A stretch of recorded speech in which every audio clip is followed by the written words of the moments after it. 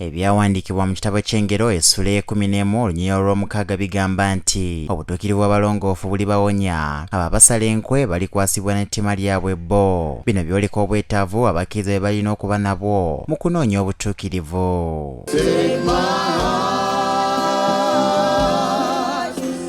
Wano Omusumba omukulu w'ekkanisa ya Makerere Gospel Fred Wantante we yasinzidde n'asaba Abakiriza okuyayaniranga obutukirivu mu buli kimu kye bakola, kuba bye bimu ku bintu Katonda by'ayagala mu bantu.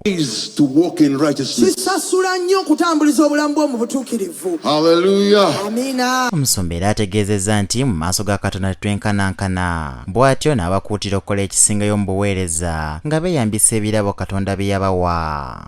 It shows that although we are all God's children, kiri nti wadde ffenna tuli baana ba we Katonda, might be all born again, ffenna tuyinza n'okuba nga tuli balokole, saved by the same blood, ng'omusaayi gwe gumu gwe saved by the gwatulokola, same grace of ekisa God. kye kimu ekya Katonda kye kyatulokola. But in the eyes of God, Naye mu maaso ga Katonda we are not all equal in times of excellence. ffenna tetwenkanankana mu kusukkuluma. There are some of us Waliwo abamu ku who ffe excel more than others. nga bo basukkuluma ku balala, They exploit all their potential. ng'obusobozi bwabwe bwonna babukozesa, They use all the opportunities that God gives them. emikisa gyonna egibaweebwa bagikozesa, They serve God with all their heart. baweereza Mukama n'emitima gyabwe gyonna, They're using all their talents for the glory of God. bakozesa talanta zaabwe zonna okuleetera Katonda ekitiibwa. Wadde nga kitwala omutango omuntu okutambulira mu butuukirivu, Omusumba ategeezezza nti basaanidde okutambulira mu butuukirivu kuba bwe bulokola abantu mu kabi. Righteousness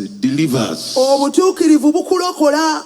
I repeat, righteousness delivers. Obutuukirivu busobola okukulokola. Omusumba Fred wano wasinzidde n'abanyonnyola akabi akali mu butali butuukirivu, ng'era enfunda nnyingi baabawa omulabo omwaganya okutulumba. The Bible says Bayibuli etugamba the wages of sin is death. nti empeera y'ekibi kufa. When you walk in sin, Bw'otambulira mu kibi, please hear me. nsaba owulirize When you walk in bulungi, sin, buli lw'otambulira mu even as a kibi believer, ng'omukkiriza you're ng'otambulira mu kibi, inviting the spirit of death in your life. oba oyita omwoyo w'okufa asembere mu bulamu bwo. Sometimes we give the enemy opportunity. Oluusi sitaani fe abamuggulira oluggi, We give him place oluusi fe abamuwa omuwaatwa, to break through the wall, n'asobola okuyita mu bbugwe mu to break through lukomera, the hedge. n'asobola okuyita mu bbugwe. Ono era awadde n'ensonga lwaki Katonda aganya omulabo okutulumba, wabula Omusumba agumizza Abakiriza era n'abaako n'amagezi g'abawa obutawa mulabe mwaganya. God raises the wall Nti Mukama bw'asitulamukko katono ekisenge, temporarily.